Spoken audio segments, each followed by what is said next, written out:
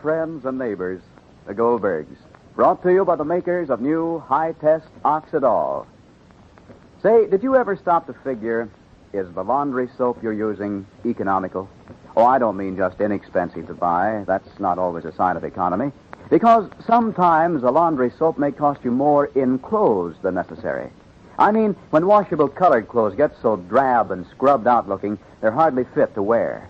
Now, you know that's not economical. Not when you have to keep buying new clothes all the time.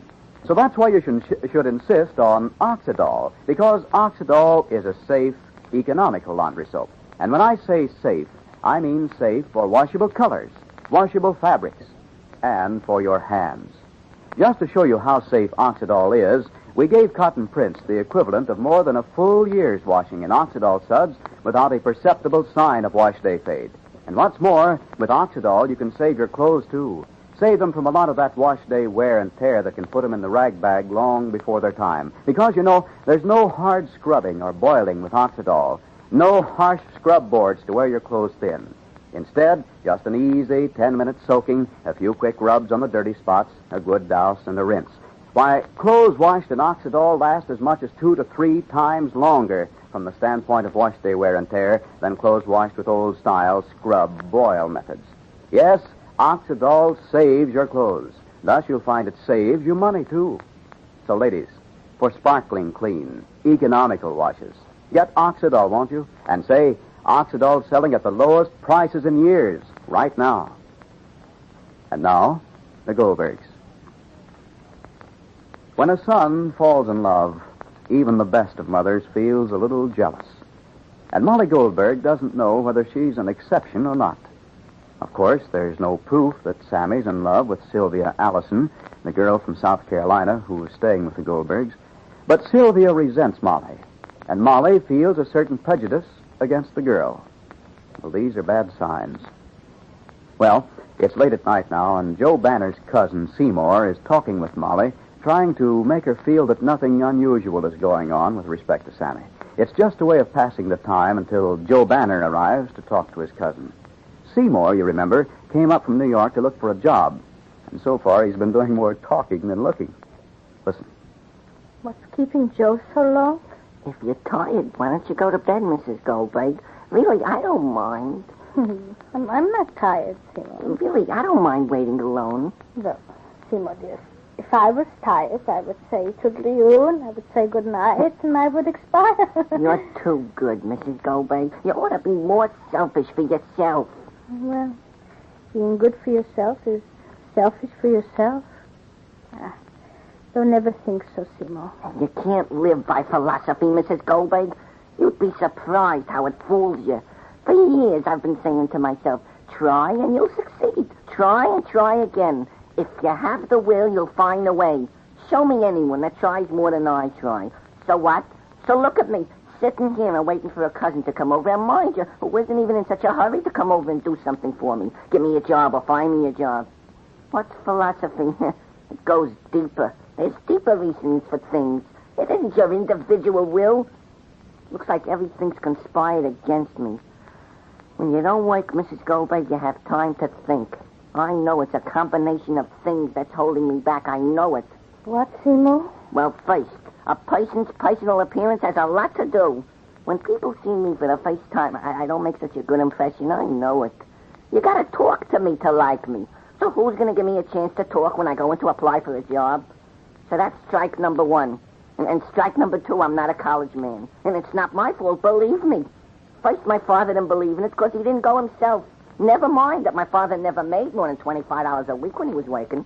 But he always thought he was a model of success. Why, I don't know. Maybe because he could pay the rent every month and have enough for cigarette money. All right, you don't have to have ambition for yourself. But for your children, like you, Mrs. Goldberg, I can see that you're eating yourself up because you don't want Sammy to make a mistake with his life. Some people are not observant, but I am. My mother can't keep one thought from me. All I have to do is look at her. And now all I have to do is look at you, Mrs. Goldberg. Yeah? Rosalie? Yes.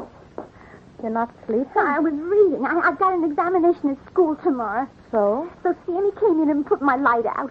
Well, And it wasn't because he was afraid I'd spoil my eyes.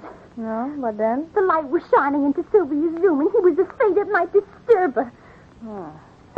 Well, you turned out the light because, well, how do you know that's why you turned out the light? Oh. By the way you come to conclusions. So what are you looking for? Flashlight. For what? I'll put it under my quilt and study that way, and then I won't disturb her. Love is wasting a revolution. The flashlight is on the sideboard. I have it. Can Joe get here yet? I told your mother to go to bed. I don't mind at all. It's all right. Good night, Rosalie. Good night. Good night. Good night. Good night.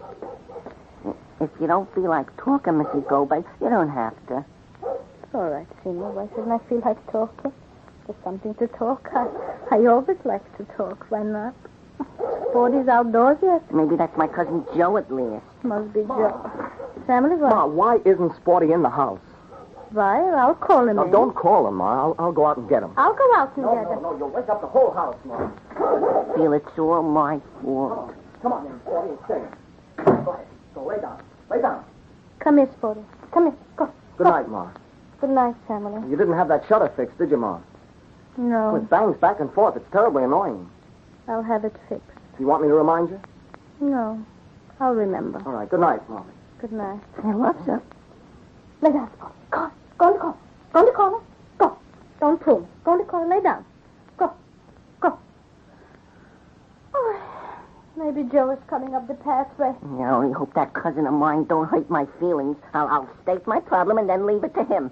If he makes an effort, he could find a job for me after what my father did for his father when he was in a position. He'll find you something. He'll find you something. I hope so. Without a searchlight, I'd walk out of the house. Honest. There's no moon, there's no stars out tonight, and did I get lost? Come in, sir. Hello. Well, let me look at you. The same Seymour. What did you expect? I have no fairy godmothers to make me over. Sit down, Joe. Thanks, Mrs. Goldberg. What did you come for, Seymour? You want me to speak plain? For a job. So you leave a city of 6 million people and come to a small town like this? Why don't I didn't come for advice. I came for a job. Seymour, don't be impertinent. We're not so far removed from each other that I can't be impertinent. To your father, my rich uncle, I can't be impertinent. I'm liable to forfeit the inheritance he would leave me. Seymour. All right. We don't have to burden Mrs. Goldberg with this any further. We can discuss it at your house. My house? I'm going to your house, yes. You're living in a cottage with spare rooms. You're not living in a 1.5-room apartment. I wouldn't be crowding you. Our spare room is a nursery, Seymour. So I'll sleep in the nursery. What did my mother do for you when you had your adenoids and tonsils out? Well, we lived on the ground floor, so your mother wouldn't have to run upstairs every hour with ice cream for you, because the doctor said... Listen, Seymour, don't intimidate So me. you use a big weight, so you went to college. Listen, Seymour, I didn't walk a half a mile and leave my wife alone to come here to argue with you. My wife is in no condition to have extra guests. It's very funny. Mrs. Goldberg could have extra guests, people she don't like, and guests that don't like her. A stranger, not a blood relation, and somebody that didn't do anything for them, like my father did for your father when he was in a position. All my life, that's all I ever heard. What my father did for your father when he was in a position. What position, please? What position? That's what I want to know. What position?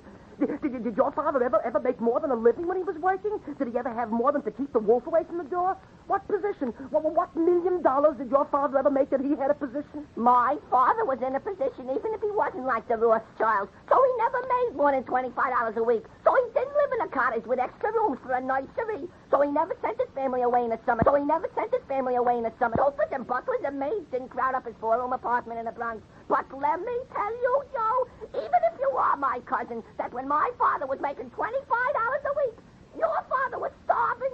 He was married and you was born, and the whole family of which you are so proud to belong to didn't have a crust in the house, let alone butlers and maids. And my father took $5 a week from his 25 and gave it to your father every week. For your father, my father was in a position. Don't forget that. So how many times over did my father repay that? How many times did he pay back that money with interest and bonuses and credits? Did my father ever say no to your father? Did my father ever grudge your family a penny or $1 or $100? Would he grudge your family now? Who's asking for money? Who's asking you for anything except the common courtesy of aiding me in my pursuit for happiness? Did I come here for charity or handouts? Did I? I came in search of a job. You're my cousin by blood, if not by disposition, and it's up to you, whether you like it or not, to get me a job. You can't insult me and you can't chase me away. I'm here to get a job. All right, so you're here to get a job. Oh. Mrs. Goldberg, did you ever have any... So get Oxidol. Your dealer has it in a bright orange and blue bullseye box with Oxydol on it. That spells Oxidol, and Oxidol spells dazzling white face washes. And be sure to listen to the next episode, won't you? For another midnight talk of a totally different kind. And now this is Don Hancock saying goodbye for the makers of high-test Oxidol.